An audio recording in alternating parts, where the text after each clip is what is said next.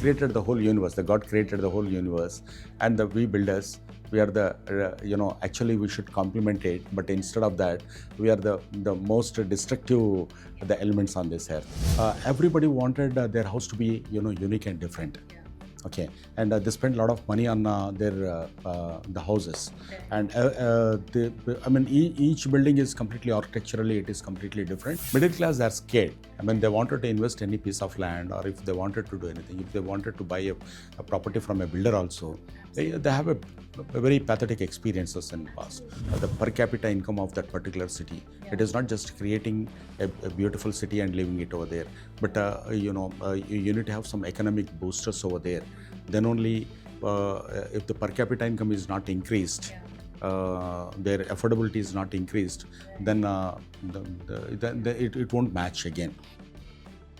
Welcome to the Bottomline Unplugged. I'm Divya Sharma, and today we have a special guest, Lion Dr Kiron, better known as Lion Kiron, the visionary CEO of Suchirindia Group and Honorary Consul of Bulgaria for Telangana and Andhra Pradesh. With an impressive academic background, PhD in Urban Planning and Tourism, USA, an MBA from Russia, and diplomas in PR and Computer Science, he is a pioneer who introduced corporate governance to India's real estate sector, growing Suchirindia from 30 employees in 2005 to over 7,000 associates with projects spanning India and Central Asia. Beyond business, Dr. Kiron is a globetrotter and adventurer, having traveled to both the Arctic and Antarctic, circumnavigated the globe, and even skydived many times while also exploring fine living. He's written several industry bestsellers, including Arthashastra and champions a philosophy that a life not lived for others is not a life lived at all. So, welcome, Dr. Kiron. So, Dr. Kiron, you have you're of course a widely recognized person and a youth icon as well. So, tell me, in your initial years, what was the experiences that you had that shaped you as a person and gave you the vision of, to innovate in the real estate sector? See, I'll tell you right from my childhood. I don't know how it started, but I wanted to be different. I wanted to be out of the box, with my dressing or my, while going to the school. Even I used to modify my even the cycle. The smallest thing I wanted to be different from the crowd. So even as I grow, this is changed, and it reflected not only in my hobbies but also in my profession. So that really helped me in real estate, because real estate, if you look at it at 2.5 decades back, it is completely unorganized. The people, non-professionals, they used to enter into this, and whatever that the way they wanted, they used to do. They cheat the people and all.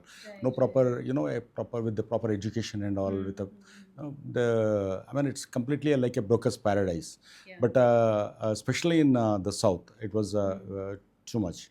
But when I entered, I started with a lot of learning. I wanted to show, because the slate is very clean. The board was very open. So I picked up some of my friends, and I started writing that SOPs, and picked up something from financial institutions and the other corporate the groups. Absolutely. And created. You had that drive to also stand out and also create something new, because I remember I've stayed in the south I've spent some time there, and the houses are absolutely beautiful.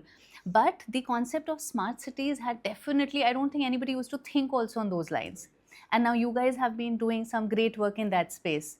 So how did that come about? See, I'll tell you, the south, if you go to, especially Chennai, Bangalore, Hyderabad, everybody wanted their house to be, unique and different.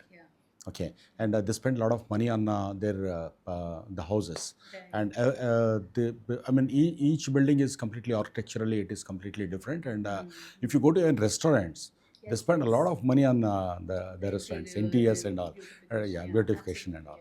So this is there in the in the blood. It's in the DNA. If you go to the villages also, even the small double-storied building and all. They wanted that their uniqueness. Absolutely. You know, I love the temples also. It's yeah, besides the true. main point, but I think even architecturally and even the idols, the way they are made is absolutely beautiful. I mean, maybe that is one of the idea, I believe. Each temple is different. And each the kingdom and Shalivahana, Shatavahana, and Kakatiya, in these dynasties, they have their own architectural code. I mean, they have their own uniqueness in building their the forts and all. Maybe that has given them a kind of an idea, I believe. Absolutely. Okay, tell me your work with the Suchirindia Group spanning real estate as well as hospitality now positions you in a very unique space. Now, how do these two sectors converge and, how do you benefit your entire smart city paradigm?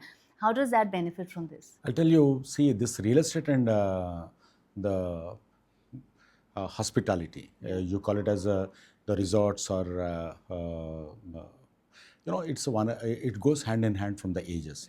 If you look at any, the earlier corporate, the big corporates in their housing colony, they used to have a club and community center and entertainment. And going back really long back, maybe the Tata Steels variety all across, they had this whole idea of integrated living spaces and workspaces, which now you're doing in the smart city. That's it. It's a it's a then afterwards the people started living going out and doing that. But then the gated community, the concepts have come up. Then it is see, doing a hotel outside and doing a small neat the clubhouse with the swimming pool and all of this gym and other stuff within the community. It is it goes hand in hand. Real estate and hospitality goes hand in hand, in fact. So when I started even the open plots, not only for the houses but even open plots, we used to promise that we'll give a beautiful clubhouse over there, so that you can build a house and you can use the services of the club out. Yeah. So, but later I realized it's a maintenance is a big challenge. I mean, it's a people may come and people may not come and stay immediately. Then I thought of converting that into clubs into the resorts. So that is how I entered into the resorts part. And my first brainchild, Mount Opera. It's a multi-theme park. It's the first of its kind in Hyderabad. I initiated and that was my brainchild in Hyderabad after Ramoji Film City. It is situated on Hyderabad, the Vijayawada highway. So then after that, in each, the gated community, in each project, we developed. And some of them I leave it to the gated community, the association, and some I built it in my property and promised them, you can use those services. Then one is the papyrus port with the Egyptian theme resort. One is completely with rocks and the natural elements. It's a Honeyberg. And the other one is like adventure park, adventure park, Madagascar adventure deck, and one village theme resort, it's a Kumudapuram. So, and one in Coorg, it's a local, with the theme and all. So these are all hospitality and real estate also. In each project, I never do any project without any concept and theme. I do the projects with a theme. I mean, I picked it up from our ancestors, like the kingdom, the concepts. So they have a theme. I mean, if you go to the Jaipur, it's a pink city. And it's beautiful because it differentiates each thing. It also gives it an identity. So you do not really get mixed up. And of course, I think it's a feast for the eyes, on the whole, the experience, everything. Yeah. Okay, great. Now, of course, today we are going to talk a lot about future of smart cities. Tell me, what are the most exciting technological innovations that you're looking at within the smart cities right now? The smart city concept by the central government, actually, they framed it is mostly funded by the central government, and they picked up there are about 100, but they picked up the first the batch. I mean. The mainly the main the logic behind creating these smart cities is beautiful living spaces. The most important thing is that people should have a quality the life quality living conditions over there. For that you require a proper infrastructure and sustainable environmental the control over there. That's a number very very important, and the transport and other infrastructure, and good education and good health condition, health, and technologically supporting the smart cities with traffic management and all other stuff. There's another one, and the other one is like the most important thing is the smart cities, the living conditions. I mean, see, the per capita income of that particular city. It is not just creating a beautiful city and living it over there, but you need to have some economic boosters over there. Then only, if the per capita income is not increased, their affordability is not increased, then it won't match again. So you need to have a proper net zero industrial initiatives over there, and tech and service sector should support it. All these things are very important. I mean, this is all put together is a smart city. Okay, I mean, you can't just think from one point of view. It is not just one developmental idea or project, but an entire integrated thing that goes together. Okay, tell me now, also smart city concept, as you've been telling us, focuses a lot about on sustainability and efficiency as well. Now, how is your Suchirindia Group taking this forward, and what are the best green building practices, renewable energy and efficient resource management? How do you put that into your projects? I'll tell you, I'm the founder member of IGBC, Indian Green Building the Council in Telangana, Hyderabad. I mean, earlier it was combined state of the Andhra Pradesh. See, this is there from the day one. I mean, whenever I do a project, I don't remove even a rock or a plant, a tree, because I have a lot of this thing with the nature. Yeah, I'll see if there is the 15, 20 years or 30 years old tree is there. I'll see that it will not be cut, and the road they're taken in a different direction and all. The And conservation yeah, of it. conservation. And usually we see all of this in smaller homes. Like if somebody is building a bungalow, for example, they have a piece of land, they will not chop down the tree, they will integrate it into, but you don't see it with bigger developments. I think there they just become more, I might be wrong, but they probably become more moolah focused and see कि हाँ ठीक है पेड़ ही तो है हटा दो. Let's continue building. Let's see what goes with the bigger structure rather than working on Here I all wanted these to quote smaller that the Brahma details. created the whole. I mean, if you go little this thing, he created the whole universe. The God created the whole universe, and we builders, we are the actually we should complement it, but instead of that, we are the most destructive the elements on this earth. We always look at the only the numbers, but how difficult it is to grow a plant or create a rock. I mean, how many millions of years to form a rock, that is very important. So when you look at my project, see the Tales of Greek. Tales of Greek, it's a Greek the themed apartments project. It's for middle class. We are selling it for 60-65 lakhs, double bedroom with very luxury amenities. Okay, and it is India's first platinum rated affordable housing project. We got a certificate also for that. So it is certified by IGBC. It's India's platinum. Platinum is the top line, and India's first. That means we did a the captaincy in that particular segment. People have a notion that when you go for a green building, it is going to be an expensive affair, and you need to follow a lot of the things and all. It is not protocols and all.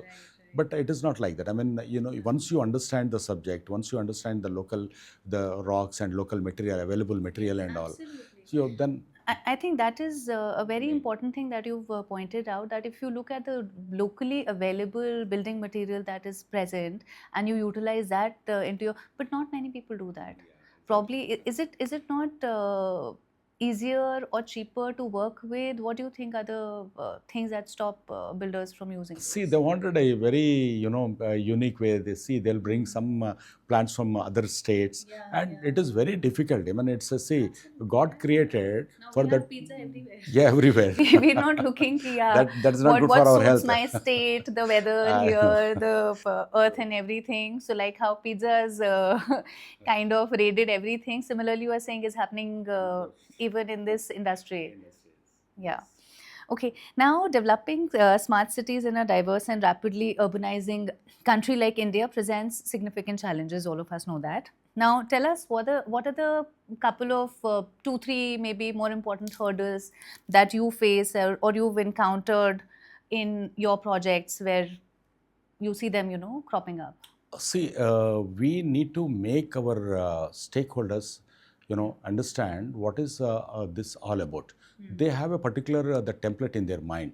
They don't want to accept, sir, wo chalega na. I mean, that is okay na. Then we can go with that. No, but you should, conduct an orientation program for all your stakeholders. He may be a tile slayer to the painter, or right from your architect to your contractors, all the contractors and all, you need to make them understand. So, boss, this is, it helps the, the project to give more sustainability, and, will, in a long run, this is very good. Absolutely. While it makes all the logic and sense, is it an industry practice? Usually, I think what you hear is that it is everything is decided at the upper level, and then it's just kind of communicated down. So as you said, not all these stakeholders are brought into it and had a discussion with. How do you ensure See, that? see what normally what I do is, it's a informal way of discussion is very important. So in the beginning project, the briefing will be there. Initially, when we pick the select the people, so it is a lot of resistance will be there, because they may be doing different multiple projects. So they don't want to accept the change. They don't want to go with little spending little time and all. But see, they may be supplying some material over there. They wanted to do the same over here. But you need to sit with them, and first, second, third, you need to spend a lot of little time with them to make them understand. No, this is not the way. And when your team, the project engineers, or even they require a lot of orientation, because before they're working with you, they might have worked somewhere else. Yeah. They may come and say, And come with yeah, different with a different, with a ideas, fixed, practices yeah. that they've experienced earlier. Absolutely. So, okay, tell me how critical are PPPs, that is, public-private partnerships, in the development of successful smart cities in India, and how is Suchirindia, trying to work towards these collaborations? See, the PPP is only the option. I mean, normally government, if you look at the government to invest and develop it, it is very difficult. So the partners in progress, the PPP model is nothing but they are the partners in progress. So government will develop the strategy, or they may, Swiss challenge method, they may ask for some concepts from the industry, the leaders. And for whether it is a road infrastructure or electrical or any other sustainable the growth, I mean, like solar system or whatever, wherever the revenue generation, long-term revenue generation is there, the banks are going to be funded, and the public I mean, private and public entrepreneurs, they will come forward, and they'll take it up. The payback period of about 7 years or 9 years or 10 years, it will give you back the money, and the government need not to invest anything. They are only the facilitators. They are only the handover that concept or this thing to the private parties. But private parties will take it up, and they'll also grow, and the public also will get benefited out of it. And some of the projects what we are proposing is in the solar side, and also in working with the urban development authorities, in developing the eco parks and all, in especially in South India, and also in other the countries. Okay, let's also talk about, you've touched upon the quality of life. Now, that is very central and integral to all the smart cities. Now, how do these smart city developments address critical aspects like affordable housing, social infrastructure, healthcare, education, and green spaces? Affordability, when you call it as an affordability, it is not the lower income or anything. It's a mindset. There is no class like the lower class, upper class. You need to educate the people the first. Okay, so it is not that some of the richest people, they don't maintain their own environs properly. So it is typically it's a mindset. You need to change the mindset first. Number one, affordable uh, is not just the you cannot call it as the cheap. The moment you call it as an affordable, actually the cheap word is also it's a when you go to Europe, I wanted to have the cheap is little less cost. Right. It But is cheap not kind of has a negative connotation. negative, yeah. Affordable, I'm not sure if has a affordability will probably be something which is within my budget, maybe. Yeah, we My can. budget can be anything. So even this might be affordable for me. This might depending upon the space I'm coming from. But cheap, of course, will come with a negative connotation. So this the affordability, for that I made a sample project. It's a two-bedroom. It's a only 1,000 square feet. But if you look at the floor plan of that particular apartment or the flat, I mean, it gives you a comfort living. And every third floor, I'm giving a space where people can go and use that particular place. For example, third floor, fifth floor, eighth floor, 10th floor. I'm giving like in a five-star hotel, so you have the special the club, the facilities on the upper floors. So apart from the club, these places, if you wanted to go and work from home, you wanted to do, or the elder people, they don't want to go to the club, they can go and sit and watch the TV. And if any guest is coming, you have only two-bedroom, you don't have to use it. And most of the time, the people are the kids are going abroad and staying over there. Your third bedroom, fourth bedroom are becoming useless. So for them, this is your investment is less, but comfortability wise you are getting the ultimate. And whenever people come back, also, there's enough place to go and hang out outside the house. So it's an extended kind of a structure. So Yeah. see, India lives in the tier 2 and tier 3 cities. So there, first we need to educate them, and we need to educate the builders and architects first. So affordability will not cost you, I mean, the luxury will not cost you anything, even though you can bring that into the affordable the section also. It is a number game. It is a planning and designing. It's a most important thing is that. Correct, correct. Absolutely. Now, your book, Blueprint Blow Up, speaks about challenging norms. So, how do smart cities disrupt these traditional real estate models? And also, what advice would you give to developers who are, needing to adapt to this landscape? So I'll tell you, I penned three books on real estate: Blueprint Blow Up, and Feet and Yards, and Earth Shastra, Earth Bhumi Shastra. So out of my 9 books, these three are related to real estate. So the India, what is the challenging factor in India is the civil litigations. So the the upper class, they can afford the lawyers, and they can afford any litigation, they face it. The middle class And for people it are to really continue for long durations of time also, that we are famous for. yes, we are famous Yeah, for yeah, yeah, and yeah. ages. I mean, Infamous for. Yeah. so but middle class are scared. I mean, they wanted to invest any piece of land, or if they wanted to do anything, if they wanted to buy a property from a builder also, they have a very pathetic experiences in the past. So the And you government. have such projects happening across the country right now. There are people who've invested and the builders have disappeared, or so many stories which are completely out there for people to know. Some are behind bars, some have left the country, so much, and people are hanging and waiting for things to get sorted. So that is how the RERA came into the existence actually. So now what I suggest is India, the title one is the land, then the infrastructure building. So that the title guarantee system should come in. I mean, it should not be in the hands of this state, Actually, it should go and in the control of the central government. So otherwise these politicians and the some of the builders, they play around and they wanted some litigation to be there so that they will make more money and all. I mean, the foreign investors, if you wanted to invite more FDIs and FIIs, once this is there, then they cannot come because the corporate governance will not accept.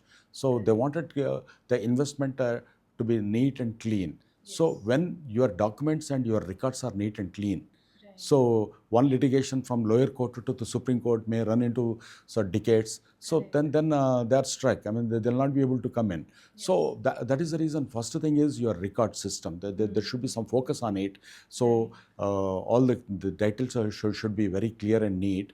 Then the control on the infrastructure side. So let's talk about, you mentioned the other two books also. I would want to touch up upon that. So as an author of the books called Claim Your Time and Earth Shastra, how do you see human element and sustainability intertwined with the technological developments that come with the smart cities? Do you think that we can lose a soul when we talk about smart cities? Is that a possibility? Not at all. I mean, smart cities, if you look at, back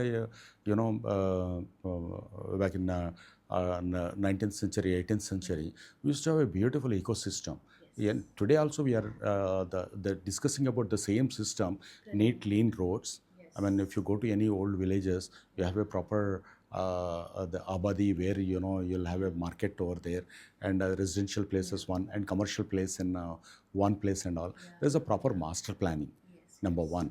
Only the adding to it is over a period of time, all the important the tier 2, tier 3 cities have become, because of the real estate property rates are gone up and all, it has become like, left and right center. Yeah. Random building has taken place. There's no planning. Roads are getting into homes. Houses are encroaching the roads. Stuff like that has been happening. So now the central government has put some conditions. So all the rules and regulations should be very stringent. And if it's mostly NBCC and National Building the Congress, they have created a norms. Every urban development authority, they need to follow that particular. It's like a Bible or it's like a Gita for all the urban development and authorities. A must follow. It must follow. Yes. So more than probably the Bible and the Gita. Great. Okay, looking ahead, what is your ultimate vision for India's urban landscape in the coming 10 to 15 years, particularly from the perspective of smart cities? So I'll tell you now, the contribution to the Indian economy is about 78%. Indian economy, the real estate sector. And we are the second largest the employment generators. And that we realized when Corona, at the time of Corona, all the building labor, migrated. From one city to the Uttarakhand, Jharkhand, Bihar, and Orissa and other places. If you look at it, crores and crores of people, they started walking on the roads to reach their places and all. So this is very, very promising and employment generating industry. And now it's almost 500 the billion the dollars contribution is there to the Indian economy. So way forward in 2030, we are expecting this 7 to 8% the contribution level to the 15%. It's almost double in the next 5 to 6 years. And by 2047, it is expected to be about 18 to 19%. Fantastic. That's like a great rate of growth. So now it is just started changing. I mean, the smart cities initiatives or the new urban the development, or the service increasing the new initiatives in the service sector and other sectors. It is really giving a boost to the real estate. The real estate means it is not just residential and commercial.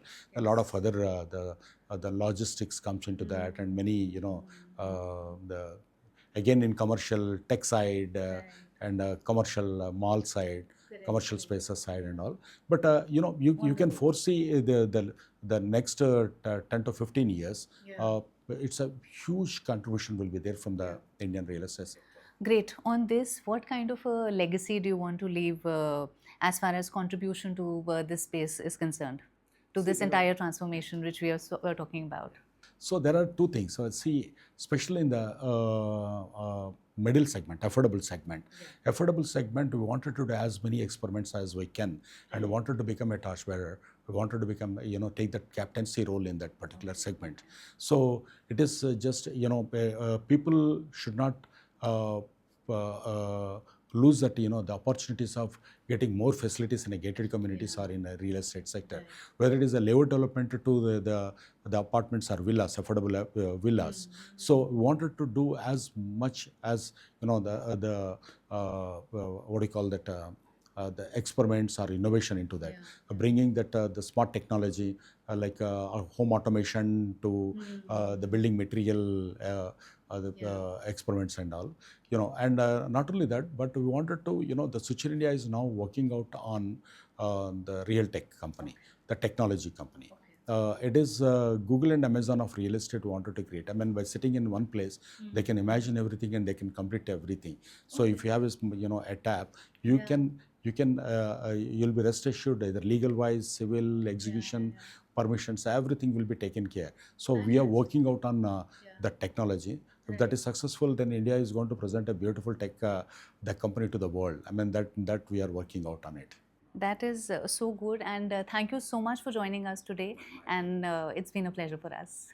So, we are very thankful to Dr. Kiran for sharing his extraordinary journey from humble beginnings in Warangal to mastering global real estate governance, adventure, and literature. His story reminds us that innovation, compassion, and a bold spirit can truly redefine success.